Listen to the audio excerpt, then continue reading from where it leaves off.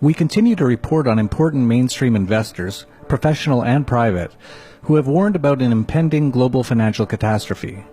Now, add Japanese Prime Minister Shinzo Abe to that list. George Soros, Stanley Druckenmiller, and Carl Icahn, among others, have all made dire statements. They've also reconfigured their portfolios and taken positions in gold and silver and shorted the market. The latest to join this list of doomsayers is Japanese Prime Minister Abe. This past Thursday, at the G7 meeting, he warned about the upcoming global crisis. Abe was trying to generate support for global fiscal stimulus, according to reports. He told G7 members that the present times reminded him of the post-Lehman era in 2008. Lehman went bankrupt in September of that year, and by 2009, stock markets lost as much as half of their value. He even displayed a number of charts supporting his position that we are on the cusp of a massive collapse. He showed how commodities have now sunk 55%, the exact same amount they fell during the last crisis, during the Shemitah year, 2008. He also showed how indicators in emerging market growth have slowed to near 2008 levels as well. Abe wanted the rest of the G7 to issue a public warning about what he believes is going to happen to his country and to the world from an economic standpoint. Instead, Abe's comments received a near media blackout. Some media mentioned it, but certainly not as headline news. We didn't even hear about it until today, 5 days later. You'd think this would be pretty big news.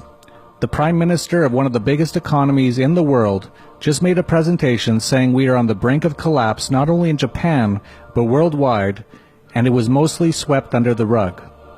Imagine if Barack Obama made a dire plea at the G7 that everyone should prepare for economic Armageddon and even brought up facts and data to support his position.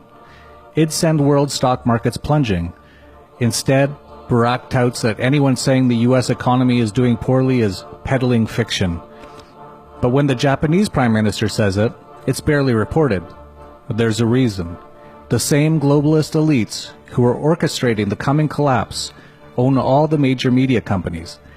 They don't want Joe the plumber and Main Street to get an inkling that something is wrong until it is too late, just like in 2008.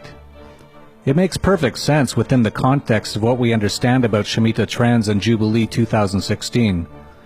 As Jubilee 2016 is a year meant to put the building blocks of global government into place. The last thing G7 leaders want is to overly alarm people and thus come under pressure to prepare for an economic catastrophe. The idea is not to prepare for economic catastrophe.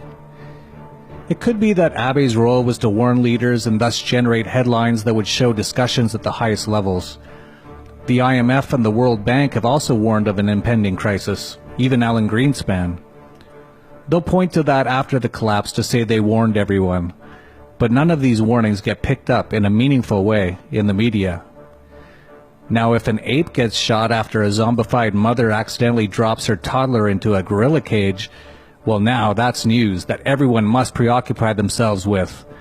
But the coming biblical-level economic collapse that Jim Rogers says could wipe out millions of Americans? No need to focus on that. For this reason, most people will be blindsided by the collapse, just like they were in 2008. Some people won't be, however. Many of them are subscribers to the Dollar Vigilante newsletter. Not only will they be more prepared to survive the coming chaos, but many have already enriched themselves by positioning in our recommended investments and trades in precious metals, gold stocks, Bitcoin, and more. You might be thinking it's too late, like this new subscriber who posted in our subscribers-only Facebook group. But as you can see, one subscriber responded that it is never too late, although I don't know how much longer we'll be able to say that. That's one of the great things about being a Dollar Vigilante subscriber, though, is that you get access to a group of thousands of others who have already begun to take action to protect their future, and many of them are very happy to help those new to the group who may need some hand-holding or specialized advice.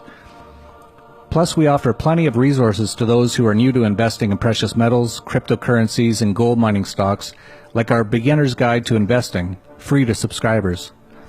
We've built all those resources over the last 6 years because we knew this time was coming. And we knew people would desperately need these resources, as they simply won't get them from the mainstream media, nor from their Wall Street broker or government-registered financial advisors. Every day now, big-name investors, economists, and now even prime ministers are warning of a coming catastrophe that will wipe out the worldwide economy, most banks, and even entire countries. And all the resources you need to not only survive it, but prosper through it, are right here at dollarvigilante.com/subscribe.